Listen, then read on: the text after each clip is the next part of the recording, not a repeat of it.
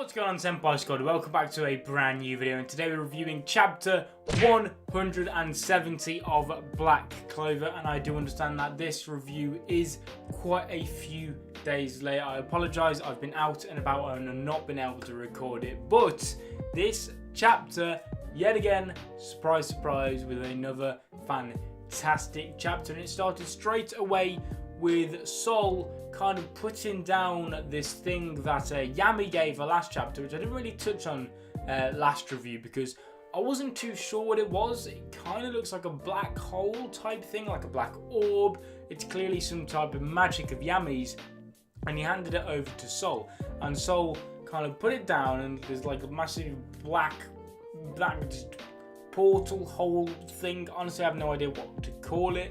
It kind of appeared.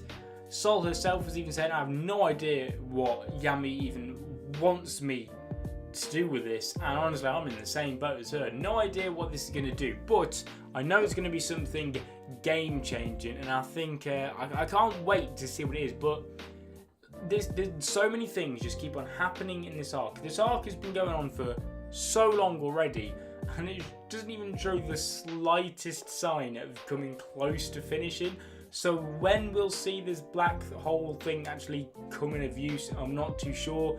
It may be like a late game type thing towards the end of the arc to kind of turn the tides on battles, something like that. But let me know what you guys think in the comment sections, because like I said, zero idea whatsoever what this actually is and what it's going to be doing.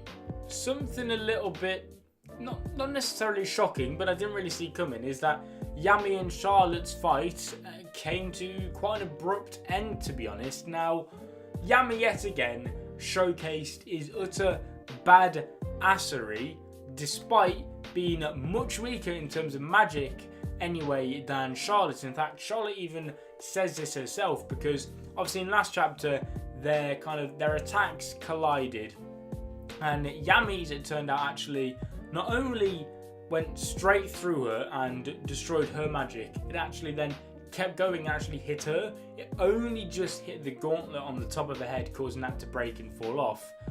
But she then, she comes to kind of, not necessarily respect him, but she says, can humans reach this level of power, blah blah blah, saying despite being in a much weaker state in terms of magic power, he still overcame that handicap and managed to break through and still damage Charlotte.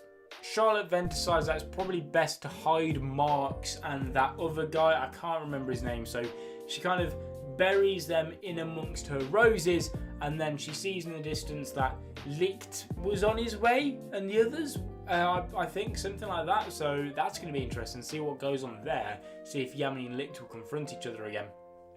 But she then says that, maybe it's best if I retreat for now. So she gets up, goes, retreats. Obviously Sol tries to stop her. She realises Yami's nowhere to be seen, and then out of nowhere Yami comes blasting up from under the rubble in what I could only call true Asta-esque style. He comes breaking through the rubble. He's swinging his sword around. He's shouting and screaming his head off. The similarities between Asta and Yami, they're so good. I always feel like Asta, I don't know whether he'll be Black Ball's captain at some point, but I think we can all agree he's going to be Wizard King. And Asta, Yami just feels like an older Asta. It's brilliant. I love it so much. Yami and Sol then decide that they need to go get Charlotte back, but first there should be some other magic knights around here, and that they're going to try and find them. And that's, I believe, the last we saw of Yami and Sol in this chapter. We then got something which really took me by surprise, but it was fantastic to see. We got to see the return of an old face and a really old face. So in the midst of this battle, the Purple Orca's captain, the one who was the traitor working with the Midnight Sun, blah blah blah, he was released, and whoever released him, he even said, wow, this is some magic power to be able to take down this magic jail barrier cell thing. You know what I'm on about. And of all people, it is Sir Revchi. I think that's how you say his name, Revchi. He calls him Senpai, but translating to Sir, which is really, really, really interesting. Now, for those of you who don't remember who Revchi was, because I'm going to hold my hands up right now, I had to kind of go look him up again. And when I saw who he was, I was like, whoa, dude, this is crazy. Now, I don't think he's returned since chapter 1 or episode 1, because basically Revchi is the guy in episode 1 who I believe tries to take Yuno's 4-leaf clover, and then Asta with his anti-magic kind of destroys him. That's who he is. He was the bad guy from the very first chapter, and I don't think we've seen him at all since then, and if we have, it's been very, very brief. So to see him come out of nowhere, let out the leader, the captain of the Purple Orcas. The captain of the Purple Orcas referred to him as Senpai, showing that Revchi actually holds higher status than the captain of the Purple Orcas. Is really interesting, and it's also interesting how Revchi uses like quotations, or at least in the chapter, it's the word captain when Revchi's referring to the captain of the Purple Orcas. It's in quotation marks, which is quite interesting because we now know that Revchi holds higher status above the captain of the Purple Orcas, whose name's Guelde. I honestly have no idea how you pronounce his name, but it makes me think, like, what actually is Revchi? Is he something more than just the episode 1 villain, you know, to lead you into the story? Is he more than that? The fact that he's got higher status in regard to Guelde, the fact that he's using quotations when referring to him as captain, you know, is Revchi the one that actually kind of did stuff behind the scenes? Is he responsible for what went down with the Purple Orcas, blah blah? I'm very, very interested to see more of Revchi, because he's gone from being this character which I completely forgot about to now being a really, really interesting addition to this arc, you know, because like this arc couldn't get any cooler.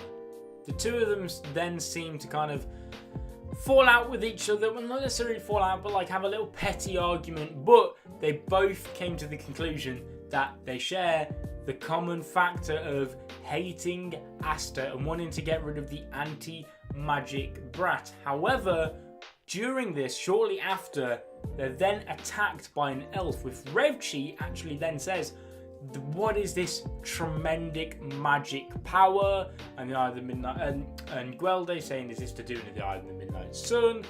And they were nervous, they were scared, they were terrified, they were shaking. And honestly, they completely bodied this elf, or so what it seems. It's cool to see them working together. Basically, Guelde can do the swing, which I wasn't aware of. Not only can he turn himself invisible, he turned Revchi invisible, and then while the elf couldn't sense him or anything, bang, Revchi then chained him up, because I couldn't remember what his magic was, but thankfully after looking it up and seeing it in this chapter, his chains can, like, I think it was nullify or completely just extinguish one's magic power. I almost said quirk. One's magic power, something like that. I don't know how to explain it into great detail, but they basically immobilize this elf and make him unable to continue battling. And what it seems is that's the end of that. Something tells me that this elf's gonna break out, and it's not gonna be, you know, all sunshine and rainbows for these two, but for now it is. And one thing that also interested me is, I mean, it didn't last very long if this is the case, is that Guelde and Revchi almost seemed to have a change in heart during this battle. I mean, it was a really quick battle, but Guelde says something along the lines of, this is the beginning of my path towards redemption. And then Revchi says, you know, am I starting to see the sun again or something like this? Kind of, they're both heading towards a positive direction. You know, Revchi saying, I'm finally getting back to, like, seeing the light, going towards the light, blah, blah, blah. And obviously Guelde was looking for redemption amongst the Magic Knights and the Kingdom, I believe, something like that. So if they are trying to become good guys again, then good stuff. If that's the case. I mean, they weren't bad guys for very long.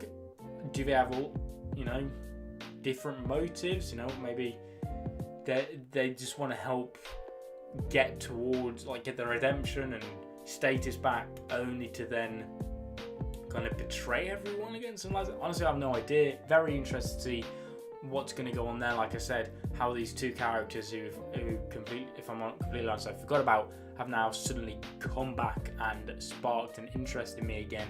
It's good to see. And then the chapter ends with us seeing the kind of the guild of the Crimson Lion Kings. I can't remember the name of the guild off the top of my head for some reason. But basically, we see the vice captain Randall has been taken over by an elf, and he's just basically wiping the floor with the rest of, I think it was the other Magic Knights of the guild, maybe a couple of civilians, another Magic Knights chucked in there, something like that.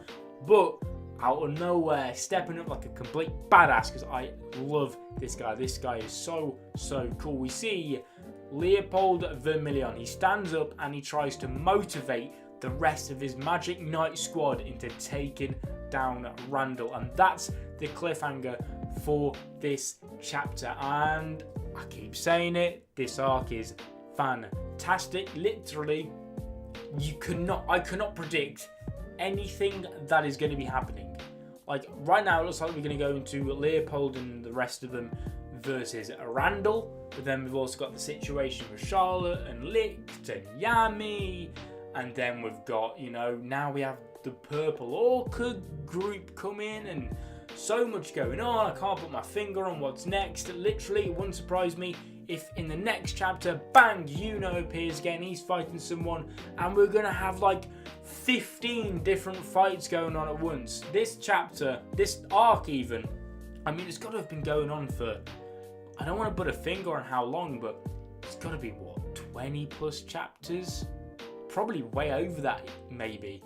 And like I said, it doesn't even feel like we're nearing the end. This arc genuinely could go on for like 50 plus, 60 plus chapters at this rate, because I just cannot predict where it's going. But guys, thank you so much for watching the video. If you enjoyed, make sure to smash the like button, subscribe if you're not already to become a member of the Senpai Squad, and make sure to leave your thoughts and opinions on this chapter in the comment section down below. I'll be reading all of them.